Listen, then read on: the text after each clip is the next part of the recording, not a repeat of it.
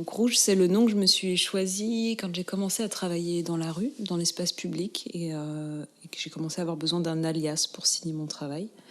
C'est un nom dans lequel je suis toujours à l'aise aujourd'hui. J'ai eu cette chance de bien le choisir. J'avais une pratique en école qui était une pratique de la performance, de la vidéo et de l'installation. Et parallèlement à ça, j'avais un amour, vraiment un goût depuis l'enfance de la peinture et du dessin. Je l'ai emmené dans la rue. Dans la rue, il y avait la place pour ça, quoi. Il y avait la place d'émouvoir monsieur et madame tout le monde sur son chemin pour le boulot tous les matins. Parce que je me suis rendu compte qu'en fait, c'était ça que je cherchais et que ça suffisait pour moi. Je tourne depuis plusieurs années autour d'obsessions que je retrouve et que j'identifie petit à petit. Il y a souvent de l'humain dans ce que je peins, des corps et de la matière, qui peut être du tissu, du comestible. En général, mes personnages sont assez encombrés. Il y a des matériaux ou des objets qu'ils portent ou qui les portent ou qui les enserrent. Je découvre que en fait, j'ai un goût de la mise en scène qui se rapproche peut-être de la peinture plus classique.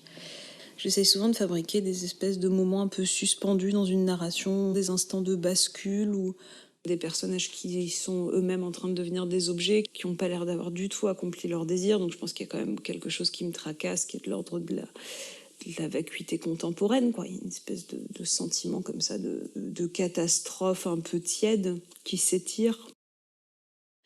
Pour moi, c'est essentiel de travailler à partir de modèles parce que j'ai vraiment un goût de la représentation de ce qu'on voit et non pas de ce qu'on imagine. Alors j'ai eu envie de proposer pour Court-Circuit quelque chose d'assez simple qui serait un très grand tableau. Et du coup, je me suis dit qu'il fallait qu'il soit articulable, ce grand tableau, pour pouvoir emprunter le bus, le tram facilement, pour que ça rentre dans une voiture, pour que ça puisse monter une cage d'escalier, enfin voilà, pour qu'il y ait une vraie praticité de l'objet. Et m'est venue l'idée de proposer un paravent. J'ai envie de ça pour plein de raisons. Déjà parce que c'était un objet un peu désuet, un objet chinable comme ça, l'identité un peu floue. Est-ce que c'est une œuvre? Est-ce que c'est de l'artisanat? Enfin, c'est des objets auxquels on a consacré énormément de soins à certaines époques et qui aujourd'hui sont un peu tombés en disgrâce. De faire d'un tableau un morceau de mobilier, je trouvais ça rigolo. Surtout dans le cadre de Court-Circuit, son usage est jamais vraiment clos et défini. Si c'est une œuvre d'art mais qu'en fait on peut la poser par terre et se dessaper derrière, est-ce qu'on continue pas d'en faire un objet du quotidien, un objet de l'usage?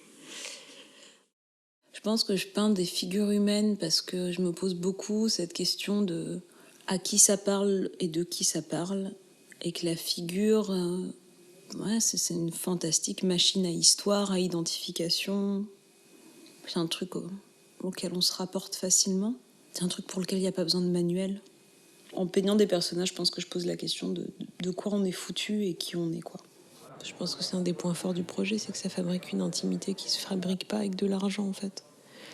C'est-à-dire que quelqu'un qui t'achète une œuvre, c'est une chose.